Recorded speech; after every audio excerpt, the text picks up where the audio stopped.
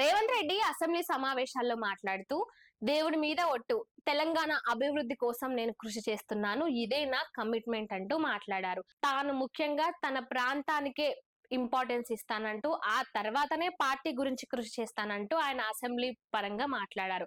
ఇక ఇప్పుడు ఏదైతే నదీ జలాల విషయంలో ఇటు బీఆర్ఎస్ పార్టీ ఆరోపిస్తున్న ఆరోపణలు, అధికార పార్టీ కూడా ఈ విధంగానే వాళ్ళు చేస్తున్న ఆరోపణలకు గట్టిగానే సమాధానం ఇస్తూ వస్తుంది. ఇక ఈ నేపథ్యంలోనే ఇటు ప్రాజెక్టుల అంశానికి సంబంధించి రేవంత్ రెడ్డి గురించి మాట్లాడిన నేపథ్యంలో రేవంత్ రెడ్డి తాను తెలంగాణ అభివృద్ధి కోసమే కృషి చేస్తున్నానని, తెలంగాణ ప్రయోజనాలకు ఏ రోజు కూడా భంగం వాటిల్లించనని ఆయన మాట్లాడారు. ముఖ్యంగా తనకు సంబంధించి టీడీపీ పార్టీకి రాజీనామా చేయడానికి కూడా తన ప్రాంతానికి, ముఖ్యంగా తన ప్రాంత అభివృద్ధి గురించి అంటూ ఆయన మాట్లాడారు.